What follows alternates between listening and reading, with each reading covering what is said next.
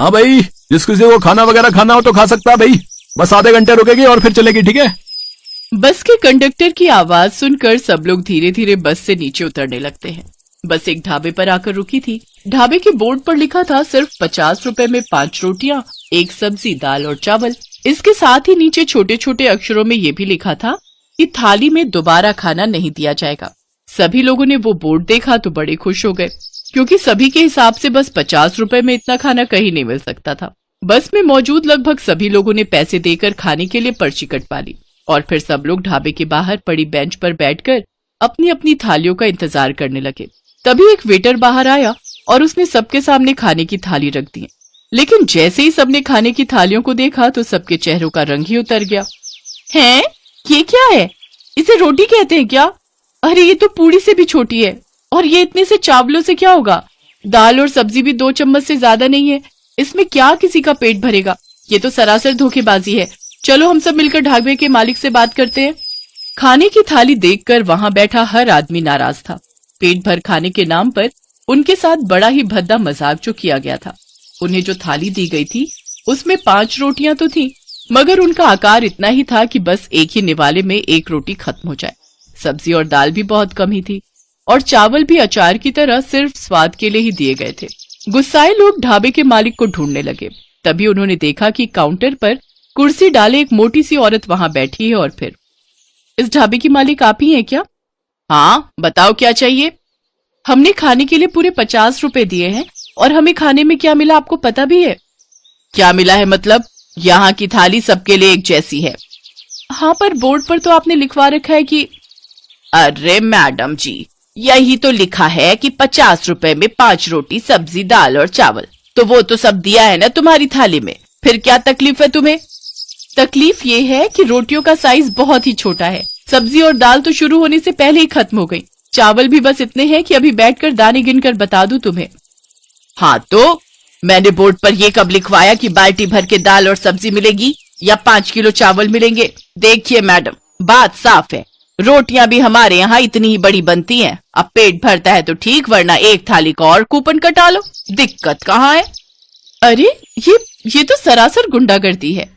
ओए, गुंडई की बात मत करना, समझी ना? बहुत आते हैं और रोज आते हैं तेरे जैसे, इसीलिए मैंने भी लठैत रखे हैं अपने साथ। वैसे तेरे लिए तो मैं अकेली ही काफी हूँ। बोलाऊं क्या बाहर निकल के?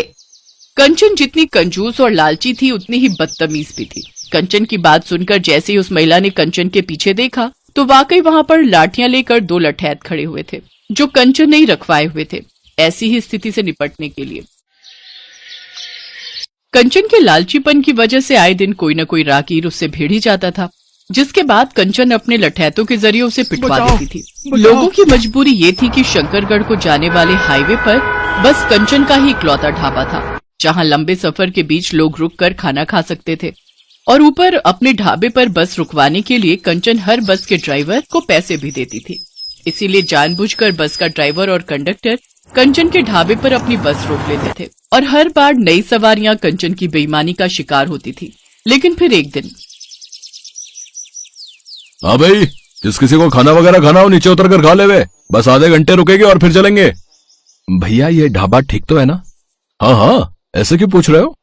नहीं मतलब मैं तो ये पूछ रहा था कि कहीं ये ज्यादा महंगा तो नहीं है। इतना कहकर बस का कंडक्टर सबसे पहले बस से उतरा और फिर कहाँ गायब हुआ किसी को पता नहीं चला।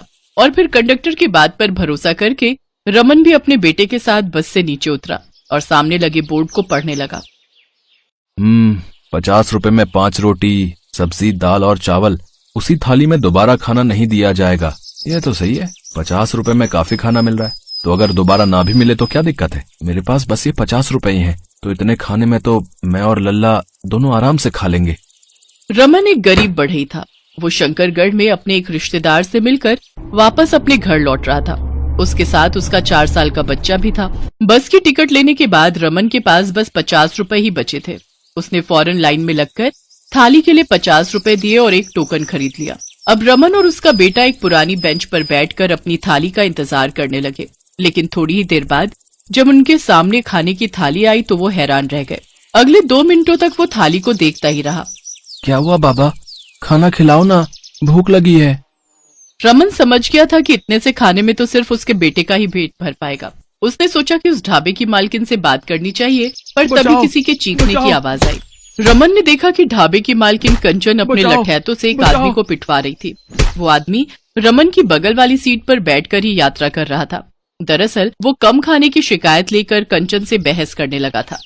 साले, मुझसे बदतमीजी करेगा तू? मारो और मारो इस कमबख्त को। रमन समझ गया था कि इस वीरान और सुनसान जगह पर कंचन से सीधी टक्कर नहीं ली जा सकती, लेकिन फिर कुछ सोचकर वो कंचन के पास गया और हाथ जोड़कर बोला, अब दीदी इन्हें छोड़ दो, इनकी तरफ से मैं माफी मांगता हूँ। बताओ, एक तो इतने जंगल और वीराने में दीदी हम सबको खाना खिला रही हैं, और ऊपर से आप लोग हैं कि खाने में नखरे दिखा रहे हैं। अरे आप सबको तो इनका शुक्रिया अदा करना चाहिए भाई। 50 रुपए में इतना बढ़िया खाना भला कहीं मिल सकता है क्या? रमन की बातें सुनकर कंचन मुस्कुराई और उसने रमन को अपने पास बुलाया। तुम थोड़े समझदार लगते हो। हाँ दीदी, आप इन्हें जाने दो ना, ये सब तो पागल हैं। 50 रुपए देकर सोच रहे हैं कि आपका ढाबा ही खरीद लेंगे। हाँ वही तो। एक तो वैसे ही कुछ बचता नहीं 50 रुपए की थाली में, और फिर जिसे देखो वो मुझसे भिड़ने चला आता है। कंचन की बात सुनकर रमन मन ही मन उसे कोसने लगा, लेकिन उसने अपना गुस्सा चेहरे पर नहीं आने दिया और फिर मुस्कुराते हुए बोला, दीदी बात तो आपकी बिल्कुल ठीक है, पर अगर आप बुरा ना मानो तो एक बात बोलूं? हाँ बोलो, तुम भी बोलो, क्या बोलना है? मुझे लगता है कि आपको अपने ढाबे पर थोड़ा पैसा खर्च करना चाहिए। थोड़ा बढ़िया कुर्सी टेबल लगवाओ यहाँ, और फिर आपके खाने में स्वाद तो है ही। एक बार ये ढाबा शहरी रंगत में रंग जाए तो देखना, लोग शहर के होटल छोड़कर आपके यहाँ ही खाने के लिए आएंगे। फिर तो 50 क्या, अगर 200 की भी बेचोगी अपनी थाली तो भी खूब बिकेगी। वो क्या है ना, आजकल लोग खाना तो कम खा सकते हैं, लेकिन शो ऑफ उनको भरपूर चाहिए। रमन की बात सुनकर लालची कंचन की आंखों में चमक आ गई, लेकिन फिर वो कुछ सोचने लगी। तब रमन ने उससे कहा, दीदी क्या सोच रही हो? ज्यादा खर्चा नहीं आएगा। असल में मैं एक बढ़ई हूँ। वैसे तो मैं एक कुर्सी टेबल के सेट के 5000 लेता हूँ, लेकिन आपके लिए बस 3000 का रेट लगाऊंगा। ऐसे बस 10 सेट बनवा लो, यानी बस 30,000 का खर्चा, और कमाई कितनी होगी आप सोच भी नहीं सकती। रमन की बात सुनकर लालची कंचन का दिमाग सुन्न पड़ गया और उसने फौरन रमन के हाथों में 30,000 रुपए लाकर रख दिए। रमन को सारी कुर्सी टेबल बनाकर 1 महीने बाद ढाबे पर पहुंचाने थे, और ठीक 1 महीने बाद एक छोटा ट्रक कंचन के ढाबे के बाहर पहुंच भी गया। उस ट्रक को देखकर कंचन खुशी से उछल पड़ी। आ गई मेरी कुर्सी टेबल। अब देखना कैसे यहाँ बैठे बैठे लाखों छापूंगी मैं महीने के। वो बड़ा ही भी अच्छा बेवकूफ मिला, कुर्सी टेबल के 10 सेट, वो भी सिर्फ 30,000 में।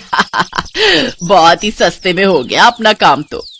कंचन के पांव जमीन पर नहीं थे। वो फौरन ढाबे का काउंटर छोड़कर ट्रक के पास पहुंची। पहले तो उसे ट्रक का साइज देखकर कुछ अचंभा हुआ, लेकिन फिर जैसे ही ट्रक का दरवाजा खुला तो उसका मुंह भी खुला ही रह गया।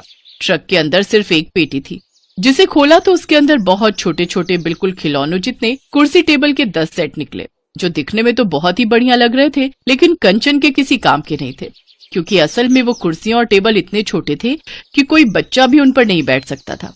और ये सब देखकर कंचन गुस्से से तिलमिला उठी। उसने रमन को आवाज लगाई, पर वो वहां होता तभी तो कोई जवाब देता। हालांकि पेटी के अंदर उसने कंचन के लिए एक चिट्ठी भी छोड़ी थी, जिसे खोलकर कंचन ने पढ़ना शुरू किया। क्यों दीदी, कैसे लगी आपको कुर्सी टेबल?